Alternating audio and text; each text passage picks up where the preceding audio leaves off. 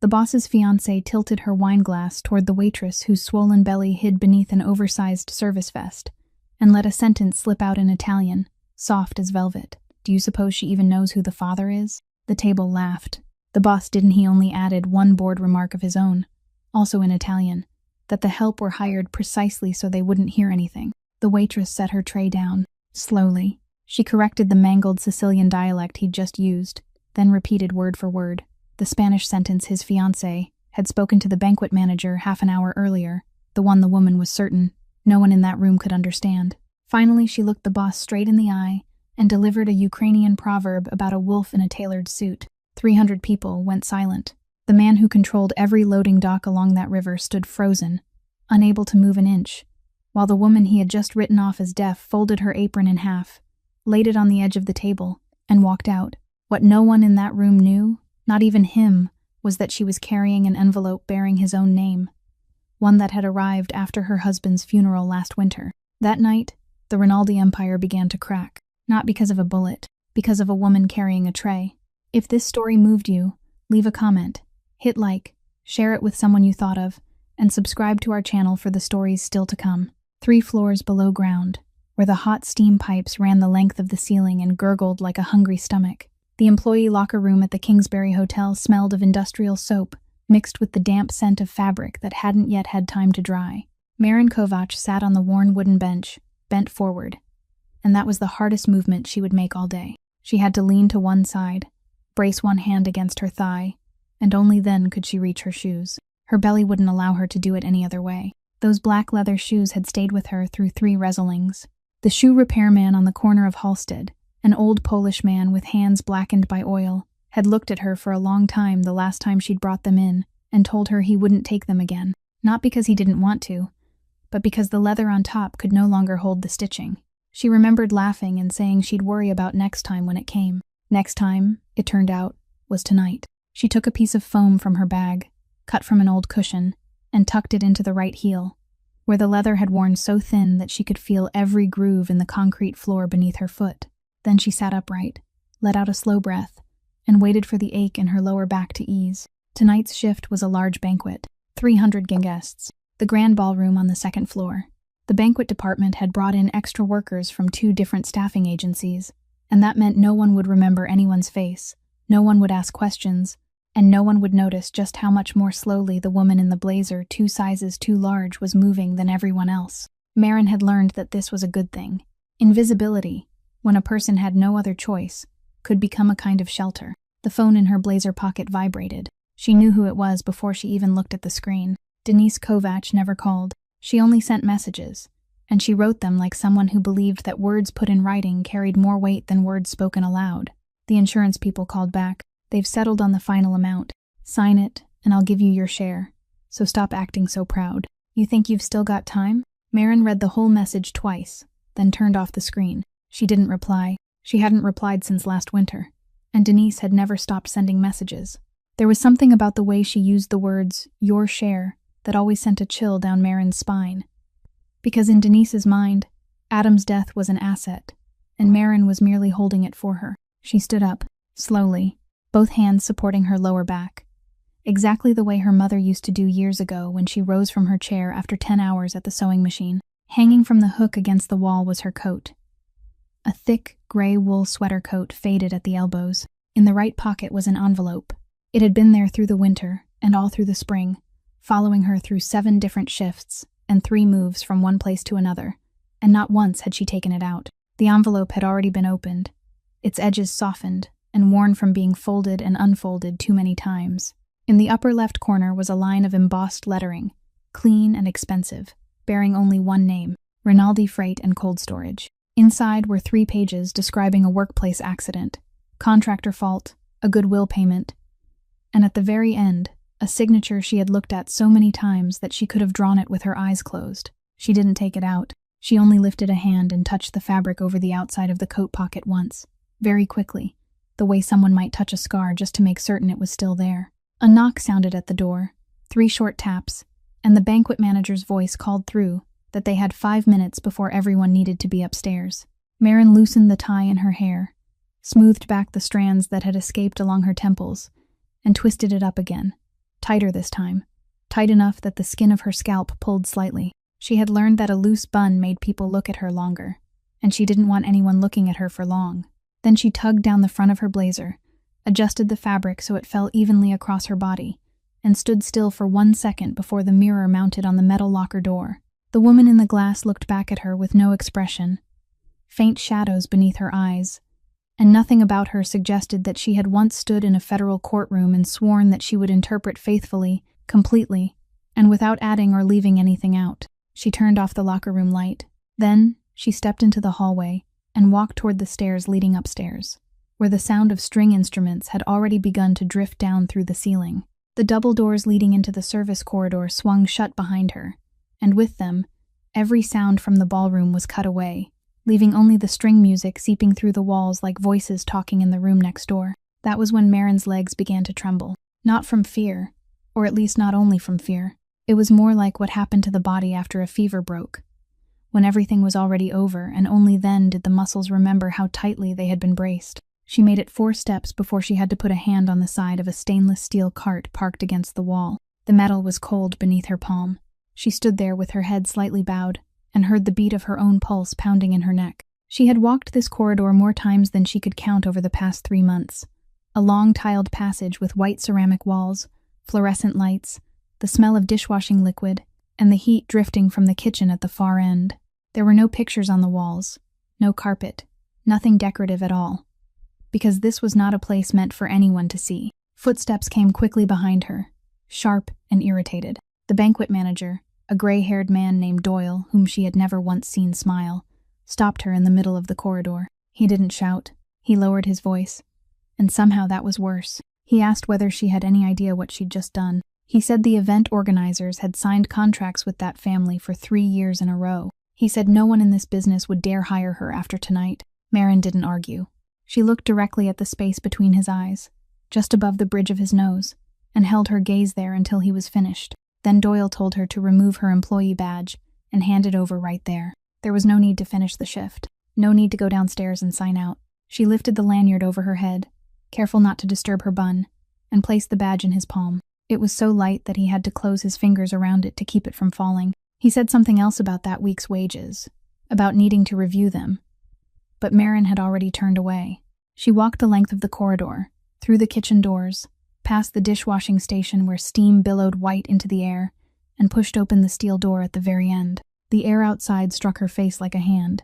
Snow was falling, the last snow of the season, wet and heavy, melting the moment it touched the concrete loading area behind the hotel. She stood beneath the overhanging metal awning between 2 large dumpsters, and only then, only when no one could see her, did she allow herself to breathe.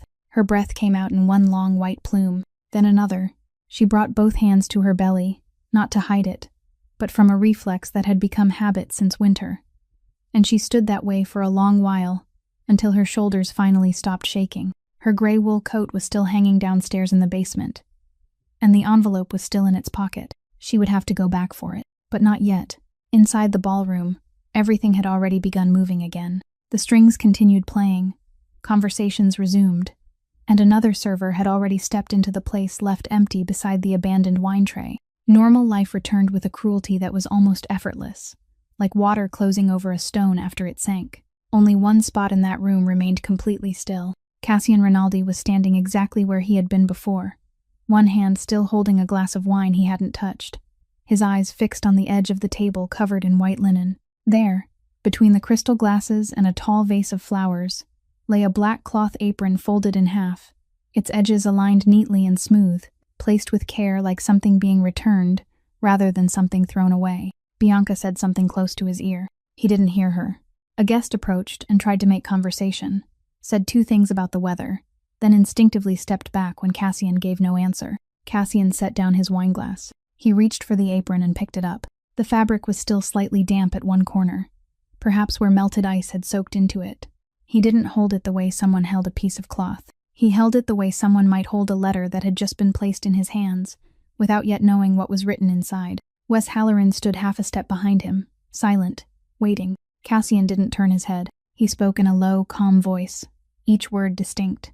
"Find me that woman's name." By noon the next day, the video had already made its way around the entire city. Someone seated about 13 feet from the banquet table had raised a phone before it happened, perhaps intending only to film the chandelier, and had captured the final 2 minutes and 30 seconds in full. The picture quality was poor, and the sound was tangled with the music of the string ensemble, but no one needed to see clearly. They only needed to hear a woman's voice speaking 3 languages, and then see Cassie and Rinaldi standing perfectly still. The video never reached the newspapers. It didn't need to. It moved through text messages, through phone calls between men who had known each other for 30 years, through the back rooms of restaurants on the west side, where people still ate lunch at hours when the rest of the city was working. In his world, there was one thing outsiders didn't understand. Being humiliated was survivable.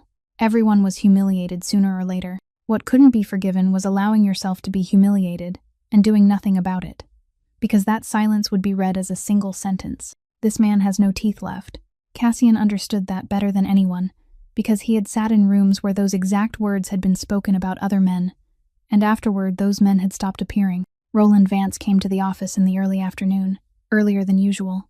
He entered with the same slight lean to the left that hadn't changed in all these years, his cane striking the wooden floor twice before stopping, and he lowered himself into the chair across from the desk as though it belonged to him, because in truth, it did. He said the situation could be handled. He said he'd already had people asking questions. The Kingsbury Hotel had 42 employees working the evening shift that night, and the man who had recorded the video was a young legal assistant seated at table 11, the kind of man who would trade almost anything for enough money to pay off his student loans. He said 3 days and the video would disappear from every device, 1 week, and no one would mention it again. Then he added that he'd been doing this since before Cassian had learned to read, and there was no pride in his voice when he said it, only the gentle weariness of a man who had cleaned up too many things for too many people. Cassian listened without interrupting. Then he said no. Vance looked up. Cassian said to let it spread. He said when a man swings his fist, everyone in the room knows exactly where he's hurting, but when a man sits still, no one knows anything, and it is the not knowing that keeps people awake at night. He said if he spent money silencing 42 people over 2 minutes and 30 seconds, then, by Monday morning, the entire city would understand that those 2 minutes and 30 seconds were worth precisely whatever amount he'd paid. Vance studied him for a long moment. Then he nodded once, and there was something close to pride in that nod. He said, "You learn faster than your father ever did." He had never said that before. Then he bent down, pulled a thick cardboard records box with a removable lid from beside the chair, and set it on the desk with both hands, carefully, as though he were placing something fragile there. Inside was an old external hard drive, its black plastic casing scratched and worn, and beneath it were 3 hard-bound dispatch ledgers with yellowed page edges and handwritten labels. He said this was everything he'd managed to gather over the past 6 months. He said he'd had 3 people try to listen to it. 2 gave up after a single session. The third lasted 3 days before returning it and saying that it wasn't one language at all, but 4 languages tangled together with dockside slang, and there wasn't a dictionary anywhere in the world that could contain it. He said he didn't understand why they spoke that way, but he knew one thing for certain. People only made themselves difficult to understand when they had something to hide. Cassian opened the box, looked inside, then closed it again. Vance stood, bracing one hand on the desk to push himself upright, and before turning away, he placed his hand on Cassian's shoulder and gave it 2 gentle pats, the kind of touch from a man who had once carried him out of a place bitterly cold before he'd even had the chance to grow up. He said, "You keep looking. I'll handle the rest." He had just reached the door when Wes entered and placed a printed sheet of paper on the desk. On it was a name, an address on the 3rd floor of a building without an elevator, and 3 lines of background information. Sworn federal court interpreter. 4 languages. License suspended. Not yet reinstated. Current occupation. Banquet server by the shift. Cassian read it twice. Out in the hallway, the sound of Vance's cane stopped for a single beat, then continued, and his hand tightened around the spine of the leather notebook tucked beneath his arm. The staircase to the 3rd floor had 19 steps divided into 2 flights, with a green painted iron handrail whose paint had peeled away in places, and at the landing halfway up there was always the smell of someone's cooking made with oil that had been used too many times. The knock came in the middle of the morning. 3 knocks, evenly spaced, neither hurried nor slow. It wasn't the knock of a neighbor coming over to borrow something, and it wasn't the hesitant knock of a delivery man. It was the knock of a man who had never had to stand waiting very long outside anyone's door. Marin was sitting at the table, sewing the strap back onto the cloth bag she had prepared for the day she went into labor. She set the needle down, rose slowly, and opened the door. Cassian Rinaldi filled almost the entire doorway.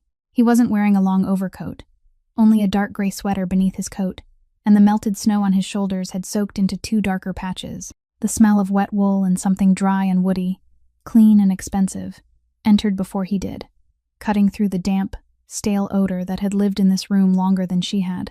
He didn't ask whether he could come in. He stepped across the threshold and stood in the middle of the room, and somehow the room became smaller. His eyes moved slowly around it, openly, without pretending not to look. The spreading water stain shaped like a map on the ceiling above the kitchen corner.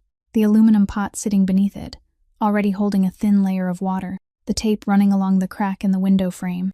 And on the windowsill, arranged in one straight row, 17 dictionaries with worn spines, some of them wrapped again in adhesive paper. He looked at all of it. He didn't say a single word about any of those things. Not a sigh, not one pitying frown. And it was precisely that silence that made Maren feel exposed. She went back to her chair and sat down. She didn't invite him to sit. He said she was going to work for him. She said she didn't take work from a man after hearing what she had heard him say in a banquet room. He said good, because he wasn't looking for someone agreeable. He placed a sheet of paper folded in half on the table and said the number was inside. Maren didn't open it. She asked what he needed translated. He said a pile of recordings and 3 dispatch ledgers, mixed languages, dockside slang, and 3 people had already given up. She asked why he didn't give it to his lawyers. He said because he wasn't sure who his lawyers were working for. The sentence dropped into the middle of the room and stayed there. Maren looked at him, and for the first time she saw something in this man's eyes she hadn't expected. Not arrogance, but the weariness of someone who hadn't dared to sleep deeply in a very long time. She asked why me. He said because you hate me. She waited. He said someone who likes me will translate what I want to hear. Someone afraid of me will translate what they think I want to hear. But you'll tell me the warehouse is burning while still handing me the fire extinguisher. And that is exactly the person I need. Maren stayed silent long enough for him to think she was going to refuse. Then she said, all right, but on my terms. He raised one eyebrow. She said first, I don't work in your house, and I don't work anywhere with someone standing over my shoulder. I need a private room with a door I can lock myself from the inside. Second, half in advance. Cashier's check, no cash. Third, and listen carefully to this one.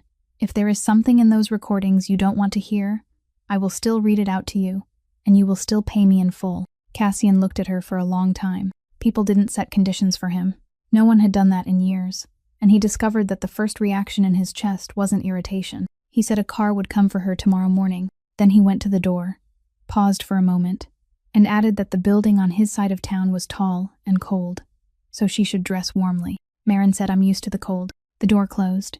She sat still and listened to his footsteps descend all 19 steps, heard the downstairs door slam shut, and only when the sound of the engine began to fade did she open the folded sheet of paper. The number written there was larger than everything she had earned during the last 3 years she had still been allowed to stand in a courtroom. She looked at it, and the strange thing was that she felt nothing at all. She pulled open the desk drawer, took out the envelope whose edges had been worn soft, and placed it beside the other sheet of paper. The 2 pieces of paper lay next to each other on the wooden tabletop, both carrying the same embossed name in the upper left corner. She didn't need his money. She needed a way inside the company that had sent that envelope to her door after her husband's funeral, and until this morning, she hadn't known there was any way to open that door. The office on the 7th floor of the Rinaldi Freight Building overlooked a bend in the river where the water never froze completely because tugboats passed through all winter long. The walls were paneled in dark wood. The floor was covered in thick carpeting that swallowed every footstep, and a ceiling vent breathed out a dry kind of warmth that could make a person sleepy if they sat there long enough. Maren walked in before the sky had fully brightened, and the first thing she noticed was the long table set against the window, cleared completely, with a desk lamp, a water pitcher, a stack of blank paper, and a box of pens. The second thing she noticed was the chair. It wasn't the kind of chair people usually put in rooms like this. It had a high back, thick cushioning at the lower spine, and beneath the table, positioned close to the chair legs, there was a leather-covered footrest. Both were new. No one was in the room when she entered, and no note had been left behind. Maren stood looking at them for several seconds. Then she set down her bag, pulled out the chair, and sat. She didn't say anything. Cassian arrived about an hour later carrying the thick cardboard box, set it on the table, and said nothing either. He took the armchair at the far end of the room, opened another file, put on a pair of thin, framed glasses she had never seen him wear around outsiders, and began working on his own things. That morning passed in a strange kind of silence. It wasn't like the silence in the rented room on the 3rd floor, where 2 women avoided each other by refusing to speak. Nor was it the hostile silence of their previous meeting, the kind with sharp edges. It was the silence of 2 machines placed in the same room, turning in the same direction, each knowing that if one stopped, the other would become meaningless. Maren listened. She listened through an old pair of headphones plugged into the player, a pen in her right hand, her left hand holding the paper flat. For the first 3 hours, she managed to write nothing but scattered symbols. The voices on the recordings overlapped. There was the sound of engines running in the background, and sometimes wind struck the microphone in a long, low roar that swallowed entire sentences. The speakers changed languages in the middle of a thought without warning, sometimes in the middle of a clause, and what they were saying didn't exist in any of the dictionaries lined up on the windowsill at her apartment. Near noon, she began to see it. Not hear it. See it. Certain words appeared far too often for their literal meanings to make sense. No one could possibly discuss salmon that much in a shipping operation dealing in coal and steel, and no one asked how many days dry ice would still be usable in the tone an ordinary person used when talking about freight. She turned back through the dispatch ledgers, traced the dates, compared one side against the other, and everything began fitting together like 2 halves of a hinge. She removed the headphones. She said the cargo in these recordings isn't cargo. Cassian looked up. She said salmon means cash. Every time they use the word salmon, there is a cash payment underneath it, and the number of crates is the amount. She said dry ice isn't dry ice. Dry ice means people. When they say this load has 12 packages of dry ice, they mean 12 human beings. Cassian took off his glasses. He didn't say anything, but his entire posture had changed. Both elbows rested on his knees, his body leaning slightly forward. Maren turned another page, ran her finger down one line, then stopped. She said there's another phrase. It appears 7 times, and not once is it followed by a quantity. Not once is it followed by a delivery date. She repeated it exactly as it was spoken on the recording, then translated it. Cold chain break, she said in refrigerated shipping. A cold chain break is what happens when the system fails and the entire load is ruined. But that isn't how they're using it here. Here, they use it as something that has to be done.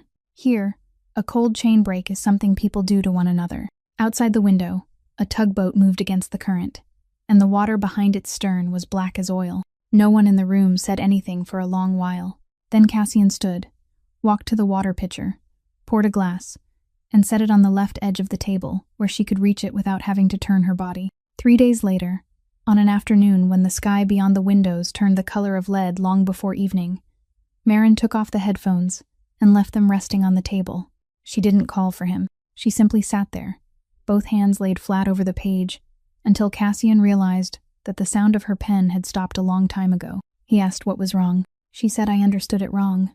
She said, all these past few days, I thought they were talking about taking your freight, cutting your routes, stealing your clients, hijacking your shipments. They aren't. They don't want your freight. She turned the stack of papers around and read each passage to him one by one, slowly, adding nothing and leaving nothing out, exactly as she had sworn to do years ago, in a room with a flag hanging behind the judge. The phrase cold chain break appeared for the first time in a short passage, together with the name of a location. The second time, it appeared beside the words this weekend. The third time, someone asked whether there would be many people inside at that hour, and the other man answered that the more crowded it was, the longer people would be afraid to go in. Maren said they're planning to cause a cold chain break at the Ashland warehouse during the night shift this weekend, and they've chosen the busiest shift on purpose, because that will create more confusion and slow everything down. She said, according to the dispatch ledger, the weekend night shift at Ashland has 40 people. Cassian shot up from his chair. He took 3 steps toward the edge of the table and stopped. And the first question that came out of his mouth wasn't the question Maren had prepared an answer for. He didn't ask how much freight would be inside that night. He didn't ask how much the loss would be. He asked who was working that shift. Maren looked down at the ledger, but she didn't need to search. She said the weekend night shift supervisor at Ashland is Alma Reyes. Cassian stood perfectly still. Then he turned, walked to the window, and stayed there looking down at the river for a long time. When he spoke, his voice had changed. It was lower, and the smooth rhythm he normally used with other people was gone. He said, do you know where that warehouse is? She said, I do. He said it's at the end of a dead-end road, with a scrapyard behind it, and any vehicle trying to get in Has to make 3 turns before it reaches the entrance.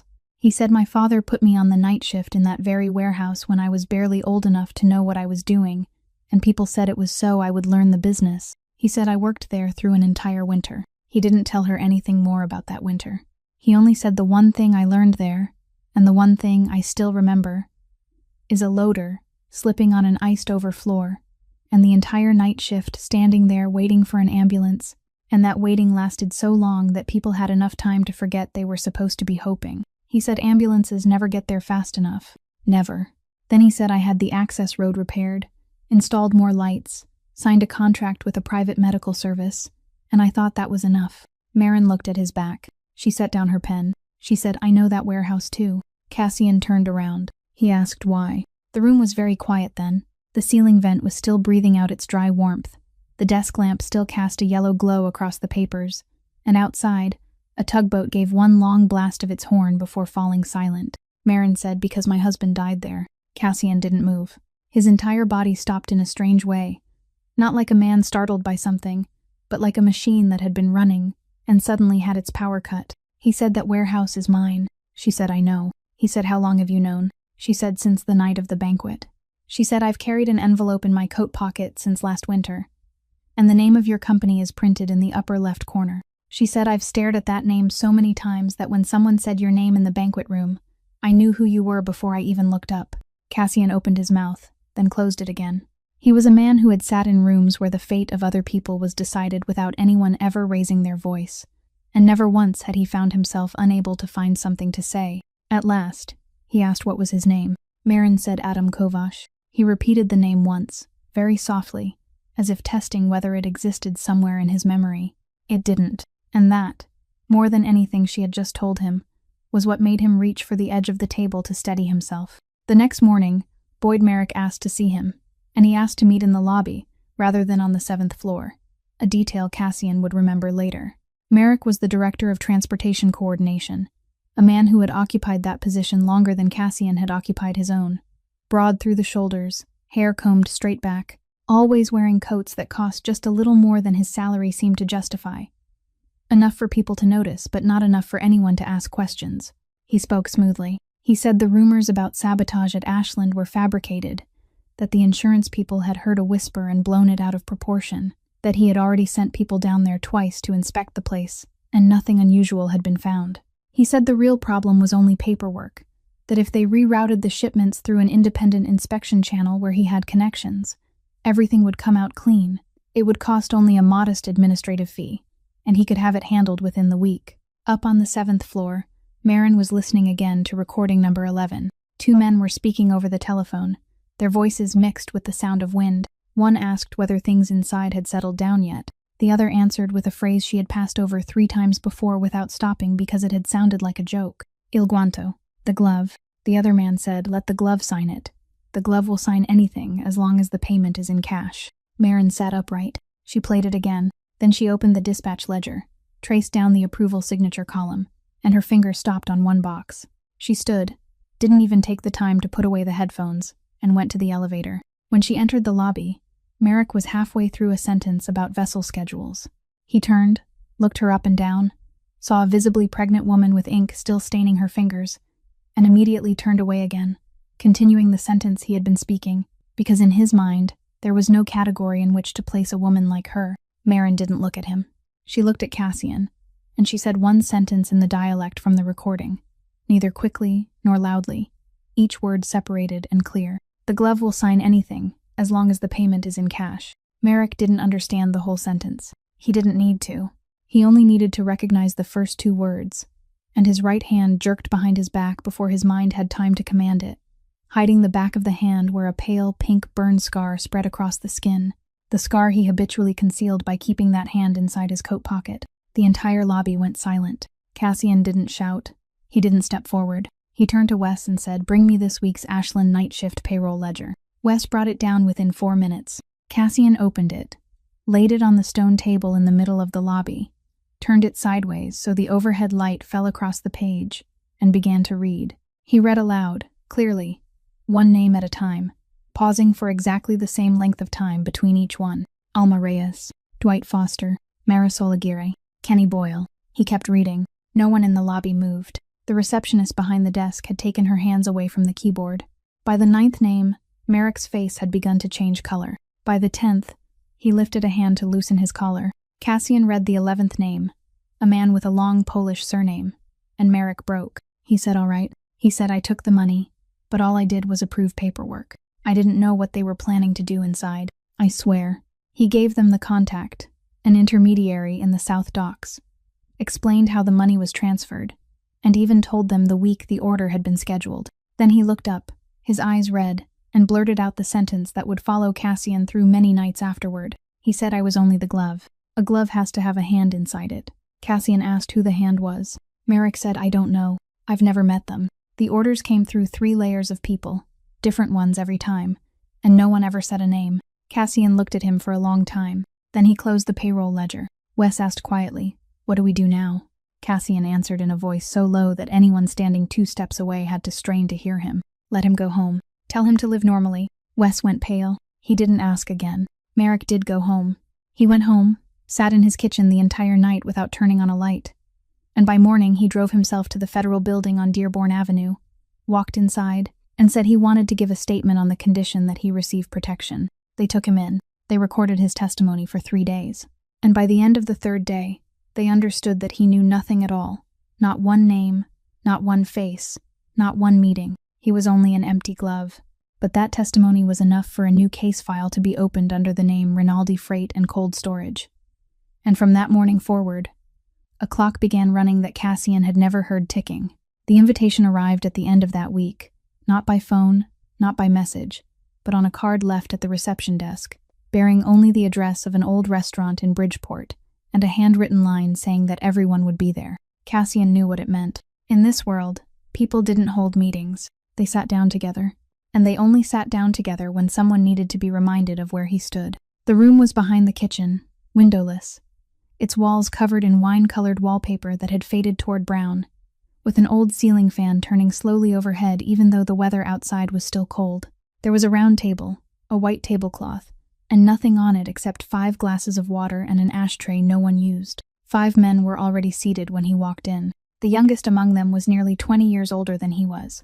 The oldest sat opposite the door, both hands folded one over the other on the tabletop, and he was the one who spoke first. He said family matters belonged inside the family, but once the whole city had seen them, they were no longer family matters. He said 300 people in that banquet room had eyes, and every one of those 300 went home and told the story in his own way. He said the marriage into the Sartori family wasn't a matter between 2 young people. It was part of an agreement that had been placed on the table before Cassian's father was laid to rest, and an agreement couldn't be left empty for long, because whenever there was an empty place, someone would always move in to claim it.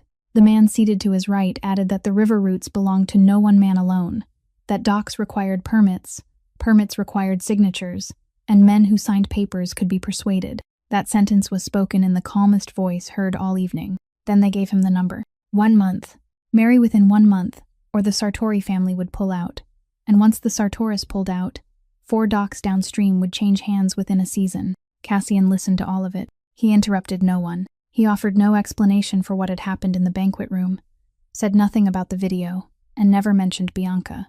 He sat straight, both hands resting on his thighs, and looked at each man in turn, long enough for every one of them to know that he had been seen. When the last man finished speaking, Cassian reached inside his coat and took out a thin file, held together by a steel clip, then placed it on the white tablecloth. He didn't open it. He simply pushed it slowly across the table until it stopped in front of the man seated on the left. The man looked down. There was nothing on the cover but a surname, his own surname, followed by a given name everyone at the table knew belonged to his youngest son. No one spoke. The man didn't reach for the file. He didn't push it back either.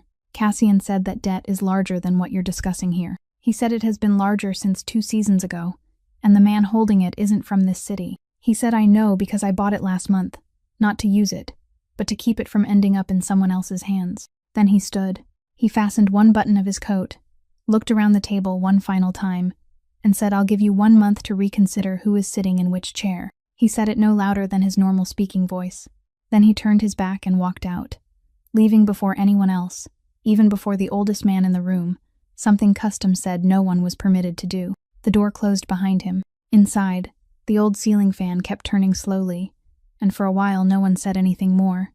One by one, the men stood and left, each separated from the next by a measured pause, in exactly the order tradition prescribed. Roland Vance was the last one left sitting. He didn't rise immediately. He remained there for a while longer in the now empty room, both hands resting on the leather notebook, his eyes fixed on the place where the thin file still lay untouched on the white tablecloth. That recording was near the end, inside an unlabeled folder wedged between two call recordings she had listened to the week before, and marked as containing nothing. Marin opened it late in the afternoon, after Cassian had gone downstairs to meet with the insurance people, and the room held nothing but the sound of the ceiling vent. The audio quality was completely different from the others. There were no engines, no wind. This was an enclosed room, carpeted, with the sound of a glass being set down on a wooden surface. Someone was talking about maintenance costs in an anxious voice, mentioning the refrigeration system, saying operations would have to stop for several days before the repairs could be done. Then a second voice cut in. Marin's hand stopped. She didn't need to hear the rest of the sentence. She had been sitting in the same room with that voice for 2 weeks. She had heard it read 40 names aloud in a large lobby. She had heard it say that ambulances never arrived fast enough in that part of the city. Cassian said the warehouse could take care of itself. Cassian said, "Don't touch it. Leave it exactly as it is. And if anyone asks, tell them we're waiting for an estimate." Cassian said, "I'm not spending money on a place we're going to have to deal with anyway." Marin took the headphones off and set them on the table, then picked them up again and put them back on. She listened from the beginning.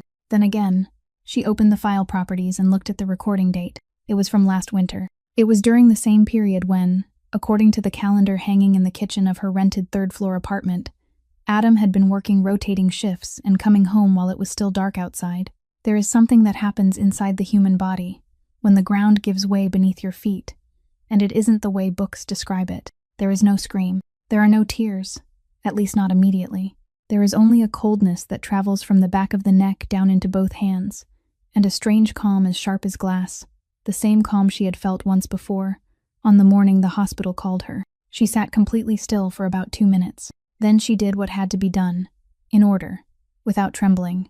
She disconnected the hard drive from the computer, plugged in a small memory card she always kept inside the pen box, copied that folder along with the 3 folders around it, checked everything once to make certain, then removed the card and slipped it into the inside pocket of her gray wool coat, in the same compartment as the envelope.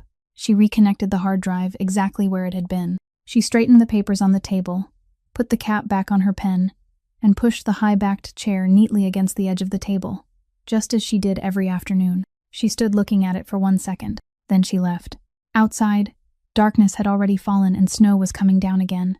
The late spring snow of the lake country, wet and heavy, melting against the street into a layer of gray water. She didn't call for a car. The company car was still parked downstairs, and the driver was still sitting inside waiting as he did every day. But she walked past without looking at it, and continued toward the elevated train station at the end of the street. She walked slowly. She had to walk slowly. Water seeped through the stitching of the shoes that had already been resoled 3 times, and soaked into her socks, and she felt every single step clearly, and she thought that perhaps this would be the last time she ever walked this street. On the train, she sat in the last row of seats facing the window, and heard nothing at all. She only watched the city drift beneath her, windows glowing with light, rooftops covered in a thin layer of snow.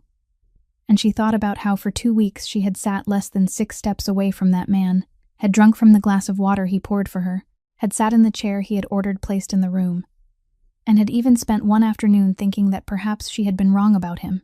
By the time she reached the Federal Building on Dearborn Avenue, public hours were already over, but the doors were still open, and the hallway on the 9th floor was still lit.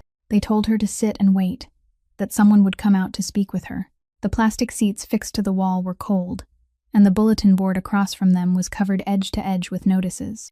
Marin sat down, placed both hands over her belly, and waited. Then she took out her headphones, plugged them into her phone, and played the recording for the 4th time. Not to check it. She had already checked it 3 times. She played it again only because there is something in the human heart that keeps wanting to press a finger into the place that hurts, just to make certain the pain is real. The 4th time, she heard it. Not the words. She already knew the words by heart. She heard what lay beneath them, the thin layer no one ever noticed, what people in the profession called background noise, that faint hum every room in the world produces, and no two rooms ever produce in quite the same way. Between the two words "take care," the background changed. It changed only for the blink of an eye. A slight rise and then a slight drop, like someone had opened a door, a crack, and closed it again. Maren rewound, listened again. It was still there. She moved forward to the next sentence, the one about the estimate, and at the beginning of that sentence there was a gap, a space of absolute silence, so clean that it felt unnatural. People didn't speak that way. People breathed between sentences. Heavy breathers could be heard clearly. Light breathers forced you to listen closely, but everyone breathed. Here, one breath was missing, not covered over, removed. She sat upright on the row of plastic chairs fixed to the wall, and suddenly the entire city beyond the 9th floor hallway windows seemed very far away. She listened again from the beginning, but this time she didn't listen to the meaning. She listened only to the joins. There were three different pieces, 3 different rooms, 3 different moments in one man's life, trimmed at both ends and stitched together into a sentence he had never spoken. The voice was real. Every word belonged to him, but the order didn't. There was an irony in that which Maren needed a moment before she was willing to face. Years earlier, during a federal trial, someone had handed her a recording to interpret on the spot.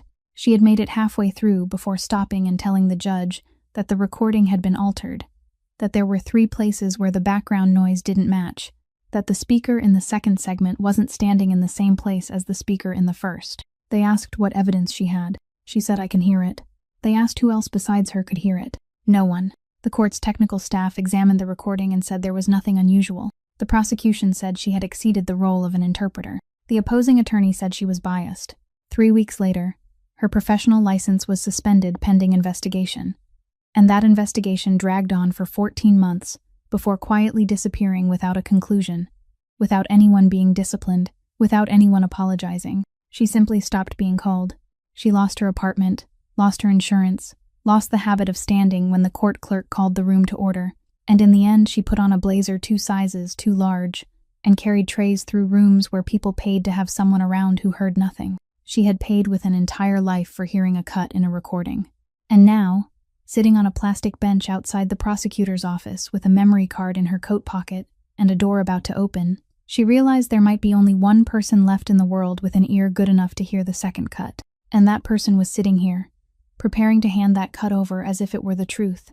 A door opened at the far end of the hallway. A young woman carrying a file folder stepped out, looked around, and asked who had come to give a statement. Maren stood. She said, "I'm sorry, I have the wrong office." She went to the elevator, and she moved faster than she had moved in months. She was alone inside the elevator. She stood watching the numbers descend on the illuminated panel, and in her mind a new question began opening, slowly, sending a colder and colder sensation from the back of her neck downward. To build a sentence like that, a person didn't need to be clever. A person needed material. Dozens, hundreds of hours of the same man's voice, recorded in different rooms over different years. Enough to pick out separate words one by one and rearrange them however someone wanted. Not every enemy had that. An enemy might secretly record a few phone calls. This was different.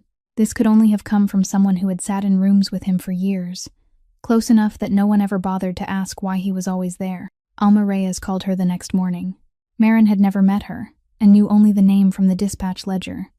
But Alma said she had asked for Maren's number 3 months earlier, and had kept it ever since, unable to bring herself to call. She said, "Don't misunderstand me. I don't need anything from you." She only said there was still a locker at the Union Hall on Ashland that no one had cleared out, and notices had been sent 3 times, and she had signed for all 3 because no one else was willing to. Maren was silent on the phone for quite a while. Then she said, "Please give me the address." The Union Hall was a low, 2-story brick building with a faded painted sign and a flagpole out front. Inside, the corridor was covered in army green vinyl flooring, the walls lined with group photographs of workers from one training class after another through the years, and at the far end was a locker room with 2 rows of gray metal lockers as tall as a person, each one numbered in white. Alma Reyes was already waiting there. She was small, with hair that had gone almost completely silver and was tied neatly at the nape of her neck, wearing a heavy work jacket, her hands still dusty from cardboard. She handed Maren a small key with a paper tag tied to it, pointed toward the row on the left, and said Locker 61.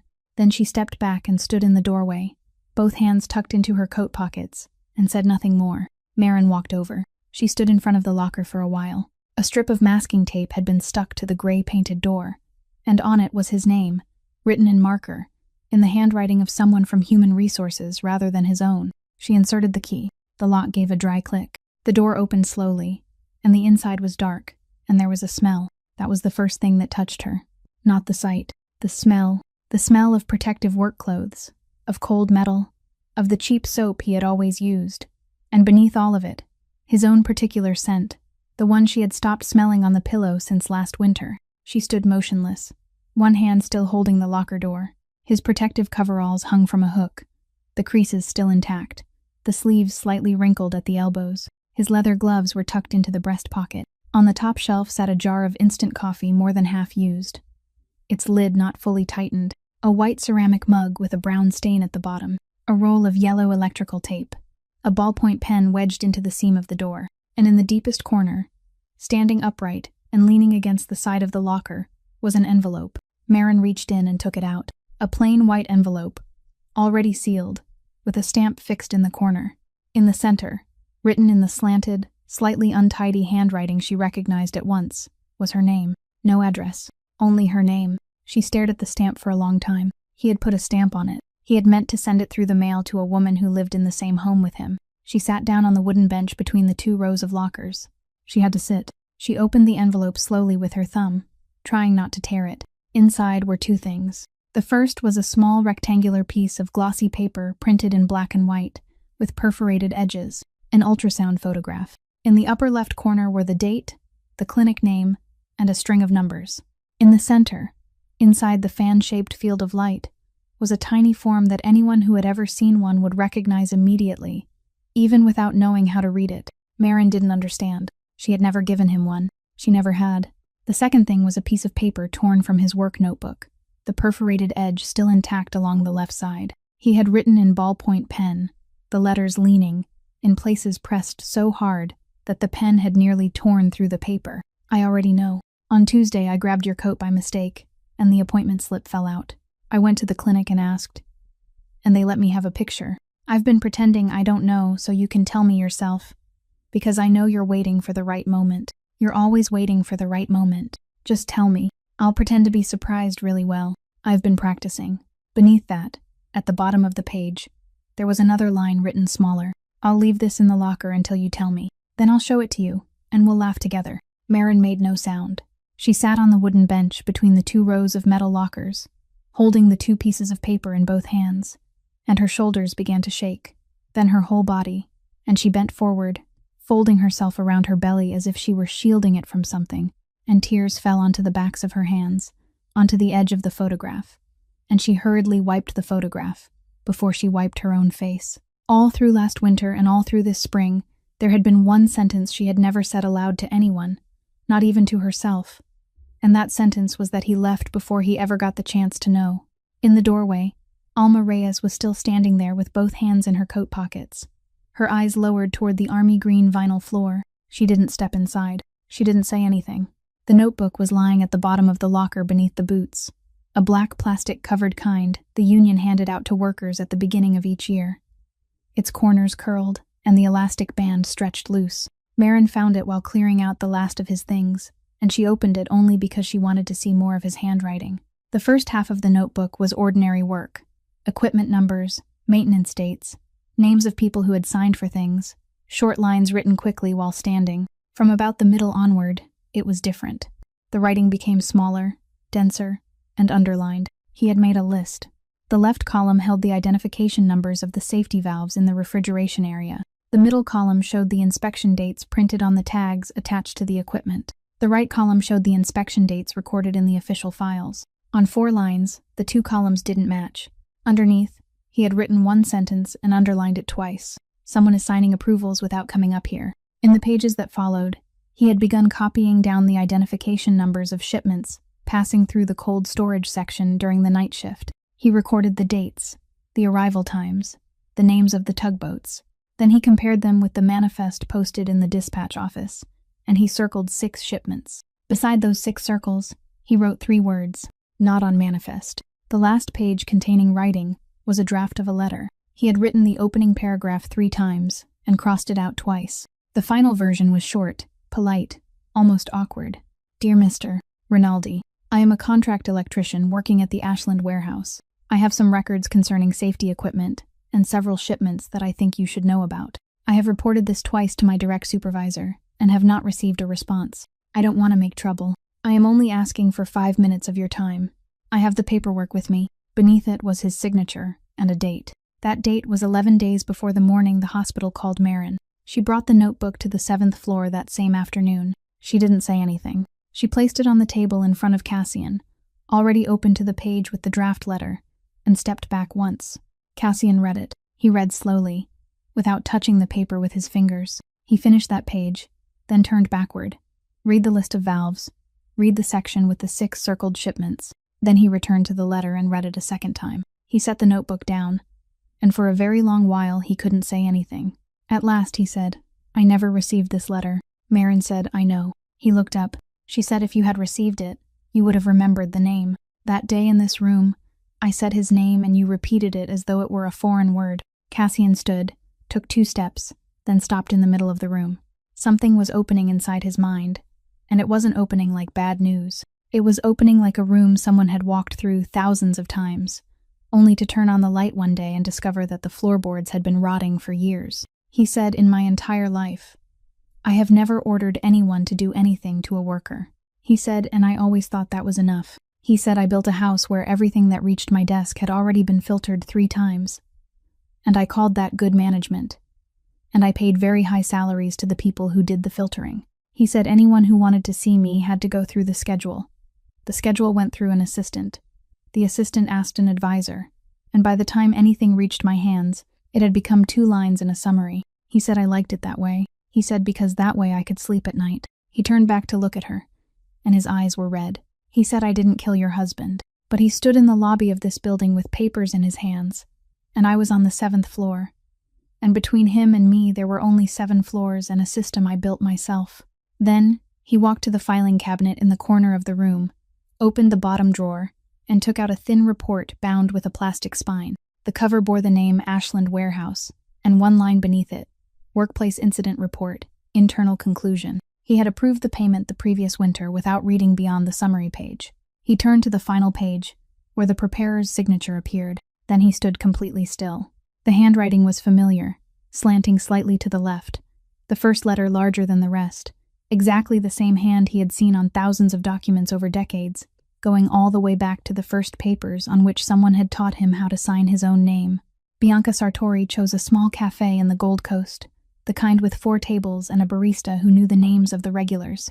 And she arrived first, sitting with her back to the door. She didn't take off her sunglasses when Marin walked in. She said, I'm not here to apologize. She said, if that's what you're waiting for, you can leave now. Marin pulled out the chair and sat down slowly, both hands supporting her lower back, and she said, I'm not waiting for anything. Bianca looked at her belly for about 2 seconds, then looked away. She said, people think I hate you because of that night. She said, I don't. She said, I've been sitting in dining rooms like that since I was young enough to need a cushion on my chair just to reach the table. And I learned very early that when men talk about 2 families, they're talking about 2 ports. And when they talk about a wedding, they're talking about a signature. She said, my father put me on the table exactly the way he would put down a shipment. Except a shipment doesn't have to wear a dress and smile. She said, I've known my value for a long time. What I can't stand is someone else knowing my value better than I do. Marin didn't ask anything. She let the silence remain where it was. Bianca finally took off her sunglasses, and her eyes weren't red, only tired. She said, I'll tell you one thing, then I'm leaving. Last fall I went home to get my passport. The door to my father's study was partly open, and he was on the phone. He never said the name of the person on the other end. He called him the old man. He said the old man told him to leave things alone, that it wasn't time yet, that the boy wasn't ripe enough. Bianca said, I remember because my father has never called anyone the old man. In my family, everyone has a name. That one person didn't. She stood, wrapped her scarf around herself, and said the last sentence without looking at Marin. I'm not helping you. I just don't want him to win. That night, Marin reached the 3rd floor close to 10 o'clock.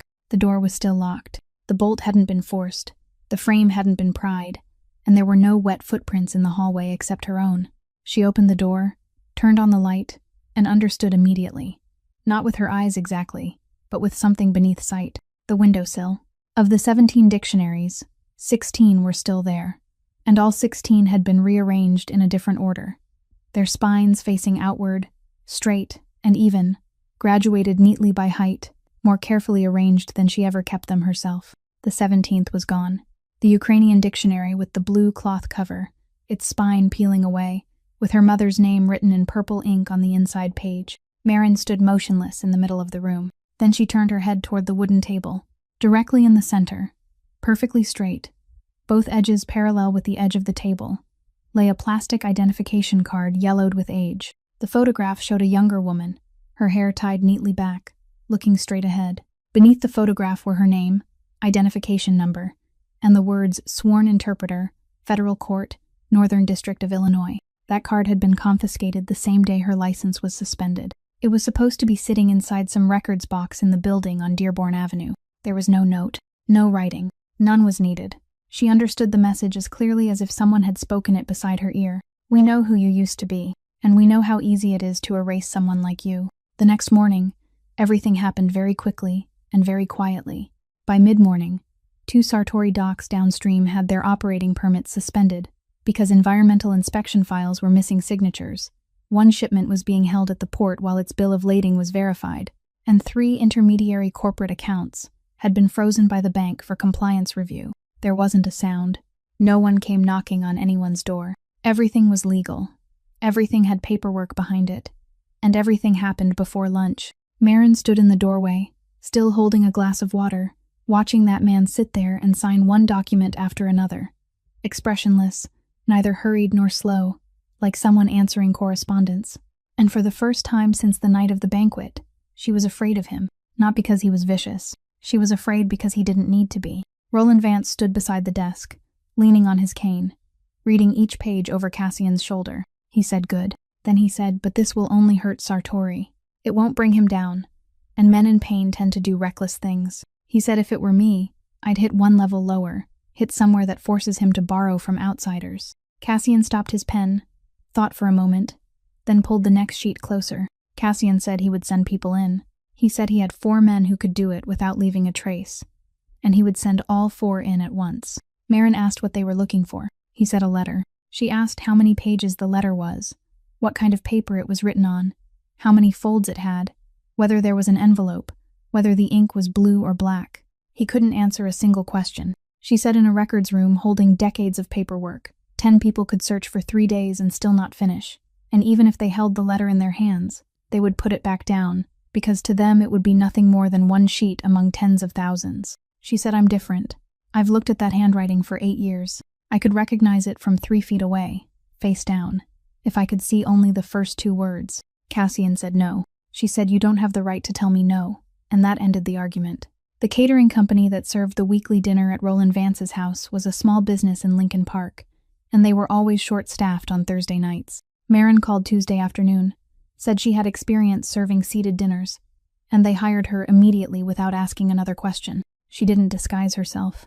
She didn't need to. She wore the same black suit, 2 sizes too large, the same shoes that had been resoled 3 times, twisted her hair into a bun tight enough to pull at her scalp, and entered the house through the service door, passed through the kitchen, took a tray from the chef's hands, and stepped into the dining room.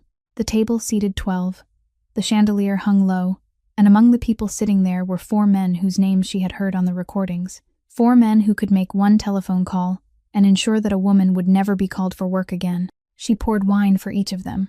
She stood beside their shoulders, tilted the bottle, waited a full 3 seconds, then turned the neck slightly so the final drop wouldn't fall onto the tablecloth, exactly as she had been taught on her first shift. The first man was halfway through a story and didn't stop speaking.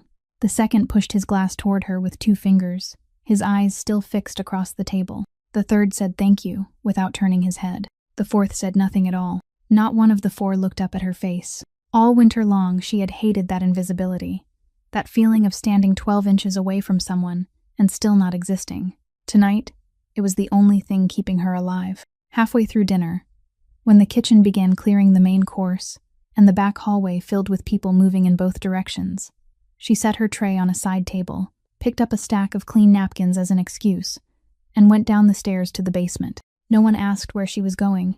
Wherever a server carrying something went inside a house, People assumed she was simply doing her job. The basement was colder than the floors above, with white painted walls, fluorescent lights, and at the end of the corridor a heavy wooden door that wasn't locked. Behind it was the records room. 4 rows of metal shelving rose to the ceiling, running parallel to one another, packed with file boxes, every box marked with a handwritten label. Maren closed the door behind her and stood still for 1 second while her eyes adjusted to the light. She began with the row marked with the most recent year, pulled out a box, flipped through it, pushed it back, moved to the next. Her fingers skimmed the edges of the papers, and her eyes weren't reading words. Her eyes were searching only for a shape, that particular slant, that heavy pressure on the first letter. At the 9th box, it came over her. It began in her lower back, a slow band of pressure wrapping around toward the front, and it wasn't a sharp pain. It hurt like a large arm closing around her body and gently squeezing. Maren dropped the file, gripped the metal shelf with both hands, and lowered her head. She didn't make a sound. She counted. In. 1, 2, 3, 4. Out. 1, 2, 3, 4, 5, 6. She counted that way 4 times, eyes closed, forehead resting against the cold metal, thinking only one sentence. Not now, please. Baby. Not now. The pressure loosened. She straightened, wiped the sweat from her temple with the back of her hand, and reached for the next box. She found it in the 13th box, wedged between 2 unrelated sets of minutes, without an envelope, folded into thirds. She recognized it before she opened it. From only 2 words showing along the edge of one fold, she unfolded it. It was the letter, written cleanly, without corrections, signed at the bottom, and in the upper right corner there was a received date stamped in red ink. It had reached its destination. It had been received, stamped, and carried down here. Maren folded it again, slipped it inside her clothing, and when she looked up, she saw what was on the last row of shelves, the row she hadn't touched yet. They weren't file boxes. They were boxes of tapes and discs, hundreds of them, stacked from floor to ceiling, each one bearing a small label, and on every label was a string of numbers, and a name written in handwriting that slanted slightly to the left, the first letter larger than the rest, stretching back across decades. By the time Maren came all the way up from the basement stairs, the hallway lights had been turned brighter, and Roland Vance was standing there with his cane, facing the door. He wasn't blocking her path. He was simply standing there, like an old man who had happened to step into the hallway for a little air. He said the kitchen route would be shorter for you, but the side door gets less traffic. Maren stopped. He said I had dinner cleared 20 minutes earlier than usual, so it would be quiet downstairs. He said I also told the chef not to send the new server down for ice. Then he looked at her and smiled. A gentle, tired smile. The smile of an old man who had sat too long inside a house that was too large. He said, "How many people do you think carry trays through my house without me knowing their names?" Maren didn't run. She knew running would be pointless, and she also knew he wasn't going to touch her, because if that had been his intention, he wouldn't have cleared a path for her beforehand. She stood straight, both hands hanging at her sides, and she began to speak, slowly, piece by piece, fitting everything together right there in front of him. She said my husband's letter reached its destination. It has a received date stamped on it. That means someone at the reception desk accepted it and sent it upstairs according to procedure. And the only person everything passed through before reaching Mr. Rinaldi's desk was you. Vance didn't deny it. He only shifted his cane from one hand to the other. She said the report on the Ashland warehouse incident concluded that the contractor was at fault. You wrote it. You were also the one who signed off on the equipment inspection records without ever going up there. My husband recorded 4 safety valves where the inspection dates on the tags didn't match the dates in the files, and he reported it twice to his direct supervisor. I don't know who that supervisor reported to, but I do know where the letter has been since last winter. It was under the stairs in your house, in box 13. He remained silent. She said there's another row of shelves down there, tapes and discs stacked from floor to ceiling, each one with a label, and every label is written in your handwriting. People call you the family's memory. I thought that was just a grand way of putting it. It turns out they meant it literally. You've been recording for decades, recording everything, even people who are dead now. Vance said there's nothing wrong with that. He said a family without memory is a blind family. Maren said the problem isn't that you remember. The problem is that you had the material. She said to build a sentence someone never actually spoke, you need hundreds of hours of that person's own voice, recorded in different rooms over many years. There isn't an enemy of Mr. Rinaldi anywhere in the world who could have done that. Only someone who had been sitting in the same rooms with him for his entire life. This time Vance looked up. She said, "And that cardboard box you carried up to the 7th floor that day? The hard drive you set on the desk with both hands? You patted his shoulder and told him to keep looking, that you would handle the rest. You handed it to him yourself, because you were certain no one in the world could decipher it. 3 people had already returned it, and you knew that. There was one thing you didn't account for. You didn't expect the 4th person to be a woman carrying trays." A long silence settled over the hallway. Then Vance let out a breath, and he said in a voice so soft it was almost gentle, "I let you take the letter." He said, "Do you think I didn't know you were down there?" He said, "I wanted it out of my house. I wanted it in your hands." Marin asked why. He said, "Because you would take it back to him, and he would come here himself. Alone.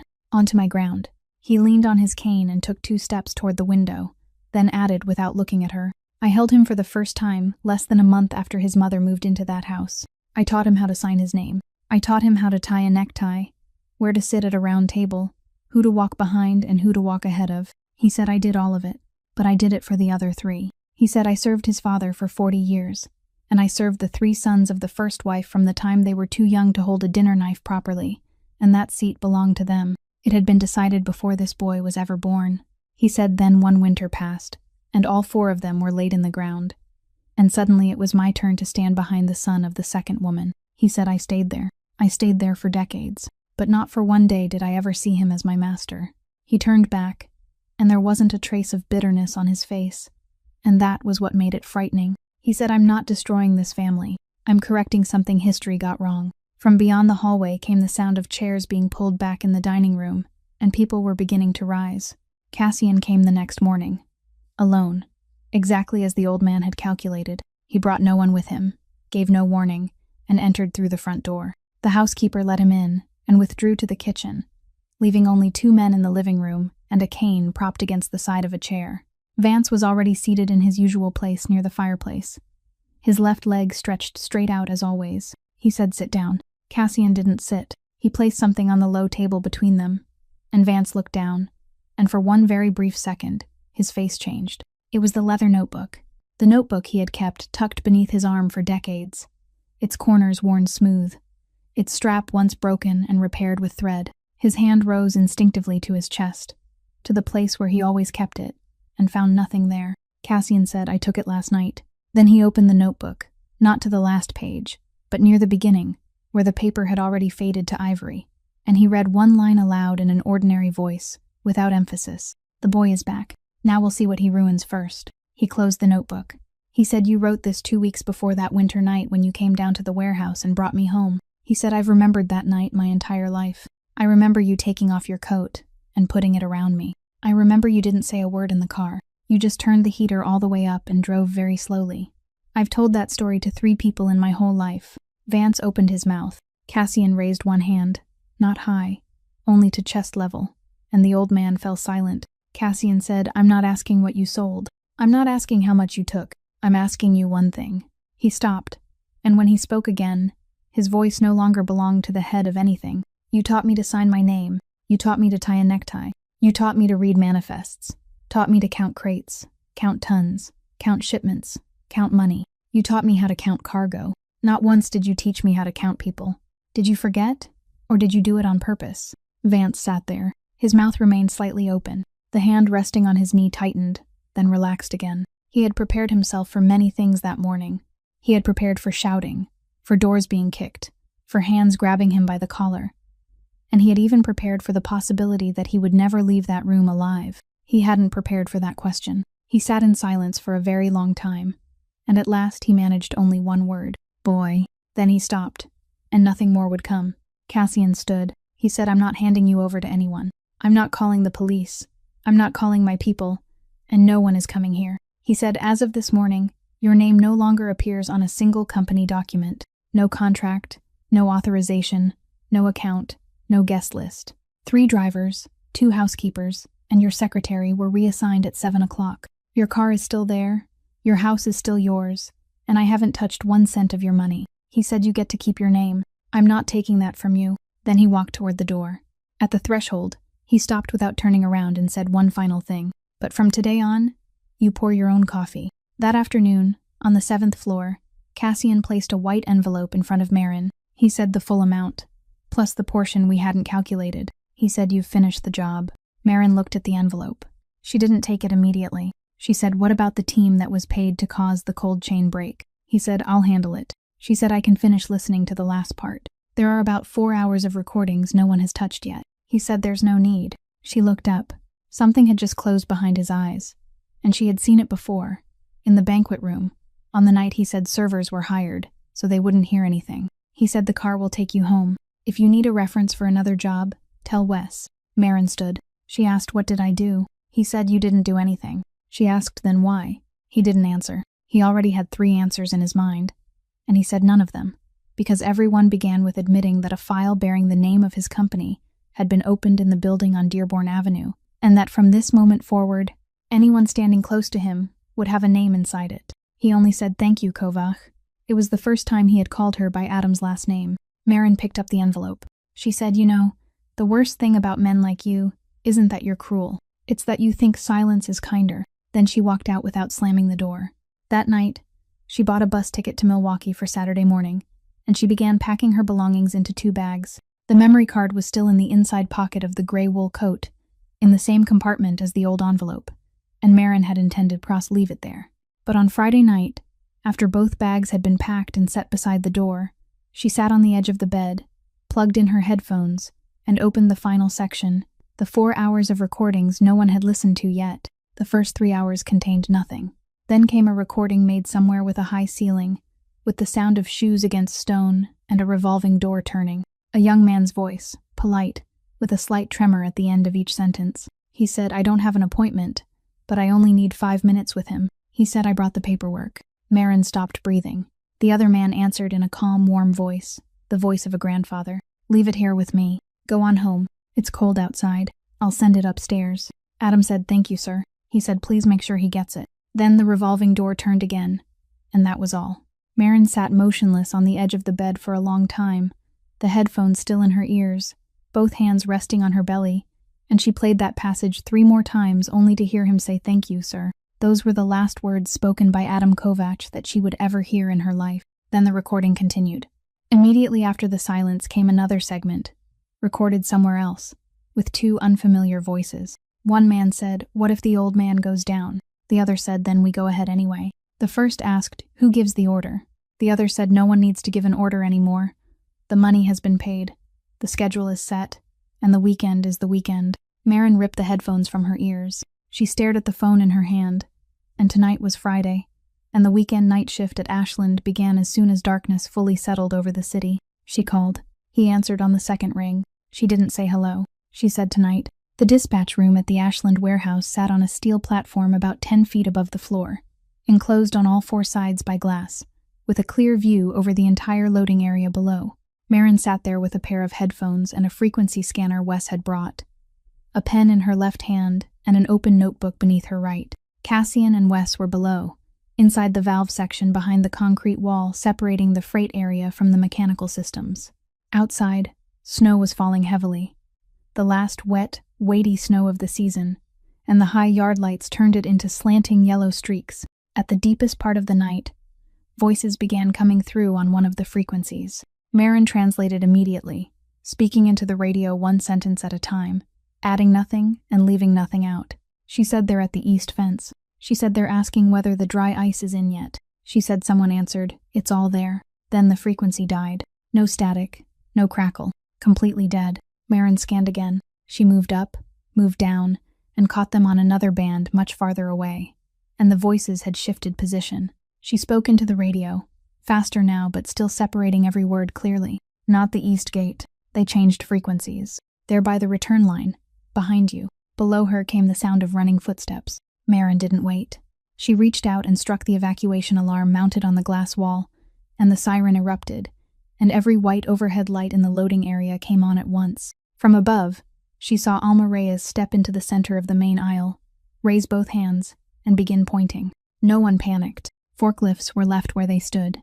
People removed their gloves. They formed lines and moved toward the rear yard exit, slowly and evenly, exactly as they had practiced. Alma went last, turned back to count everyone once, and only then stepped outside. In the valve section, everything happened very quickly. Metal struck metal. Someone slipped on the wet floor. There was hard breathing, fabric tearing, the sound of a container falling over and rolling a long distance. 3 men and 1 valve handle. Wes stopped one man in the narrow passage. The second reached it first, and Cassian came a moment later. And for the space of 3 breaths, no one knew whose hand would touch it first. Then came the harsh squeal of turning metal. Once, twice, followed by a long hiss. The needle on the gauge dropped again, then stopped at the lowest mark. Finished. Outside in the yard, snow kept falling. 40 people stood in 3 rows beneath the high-pressure lights, their breath rising in white clouds. Some still held water bottles. Some had blankets wrapped around their shoulders from the ambulance that had just arrived. Cassian came out through the side door, his coat torn at one shoulder, his hair wet and flattened by melting snow. And he didn't speak to Wes, didn't call anyone, didn't ask about the freight. He walked to the beginning of the first row and started moving down it. He stopped in front of every person. He asked their name. The first man said Dwight Foster, and Cassian nodded and said thank you, Mr. Foster. The second was a middle-aged woman, and she had to say her name twice because she was trembling. The fourth was a young man who had been working there only 3 weeks, and after giving his name he simply stood there staring, because it had never occurred to him that the man whose photograph hung in the Human Resources office knew he existed. Cassian finished the first row, then moved to the second, then the third. 40 names. On the steel platform behind the glass, Marin stood watching from above, one hand resting on her belly, and she didn't wipe away her tears. Marin came all the way down the iron stairs and stepped out into the yard while he was still halfway through the 3rd row. She meant to go toward Alma. She made it about 10 steps before she stopped. That tightening band returned, and this time it didn't loosen. And at the same moment there was a warm sensation running downward, unfamiliar and impossible to mistake, and her knees went soft beneath her. She sank onto the snow-covered concrete. One hand braced against the ground, the other wrapped around her belly. Someone cried out. Cassian was halfway through saying a name. He turned his head. Then he ran. People at the Ashland warehouse would tell the story for years afterward, that on that night there had been an ambulance parked just outside the gate, its lights still turning, its rear doors still open, and that man had run straight past it without stopping for even a second. Because inside his mind, in that place where the things learned during a long-ago winter had remained and never left, there was only one sentence. Ambulances never arrived fast enough in that part of the city. He took off his coat, wrapped it around her shoulders, slid both arms beneath her, and lifted her. She was lighter than he expected. He said, "Hold on to my neck." He said, "Don't try to say anything." His car was parked near the entrance, and he laid her across the back seat, folded his coat beneath her head, and climbed behind the wheel. Wes ran to the car door. Cassian said, "You stay here. No one leaves this yard until the police arrive." And then he shut the door. The road from the Ashland warehouse to the main street was a dead-end road with 3 turns, and snow had covered the pavement so completely that the lane markings had disappeared. Both his hands were shaking on the steering wheel. He noticed it and gripped harder, and they kept shaking. Then he began to talk. He said, "Don't close your eyes."